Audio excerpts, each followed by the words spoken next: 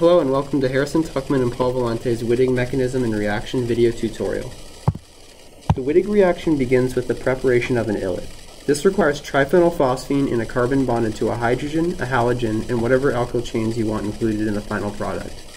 The carbon has a partial positive charge, and the halogen has a partial negative charge. The triphenylphosphine performs an SN2 attack, kicking out the halogen.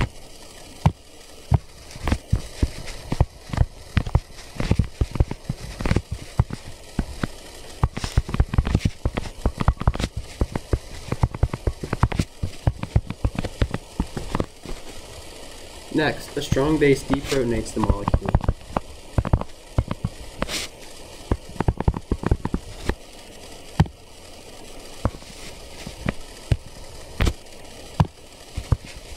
This sends the electrons to the carbon, where they can move between the carbon and the triphenylphosphine in a resonance structure.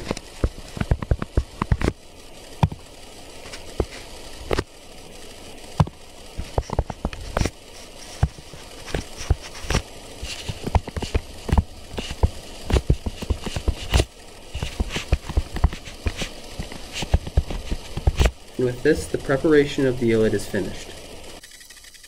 After the preparation of the ylide is complete, we're ready to start the Wittig mechanism. To start the Wittig mechanism, we begin with an aldehyde or a ketone. In this example, we'll use a ketone with two different alkyl chains, R and R'.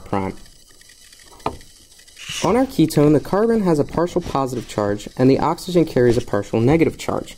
As a result, the carbon on the Wittig is going to attack the carbon on the ketone, causing these electrons to flip up to the oxygen. As a result, we now have a carbon-carbon bond between the Wittig and the ketone.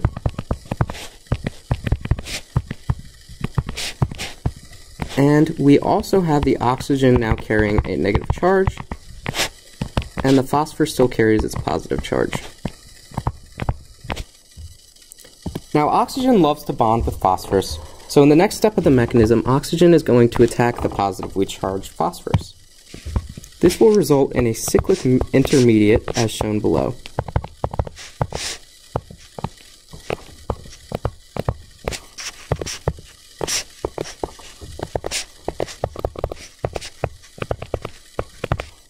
After this step, oxygen is not yet content and wants to form another bond with phosphorus. So it's going to flip these electrons up, and then these electrons are going to flip down between the carbon bond.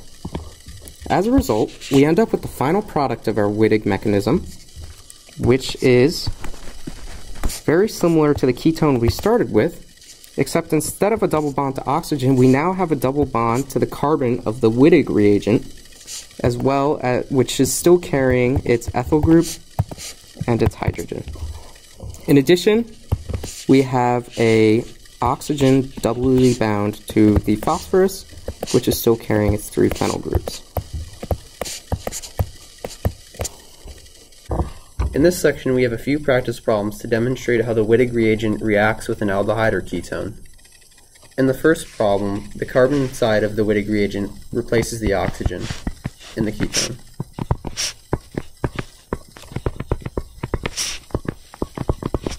In the second example, the same process occurs, with the carbon replacing the oxygen.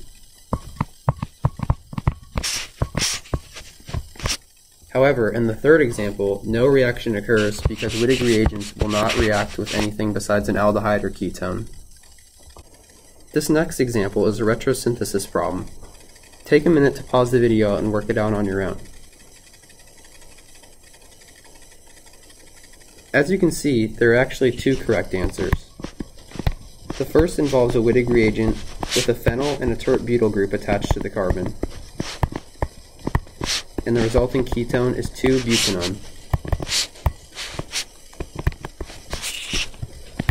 The second solution has a Wittig reagent with a methyl and ethyl attached to the carbon.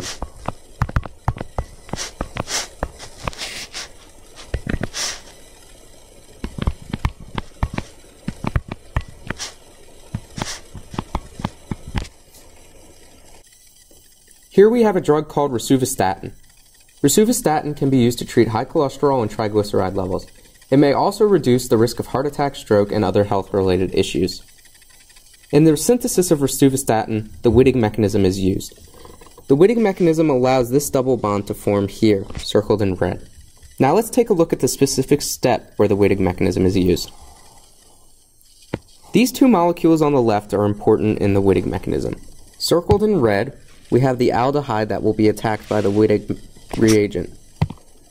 The right molecule, circled in green, we have the actual Wittig reagent.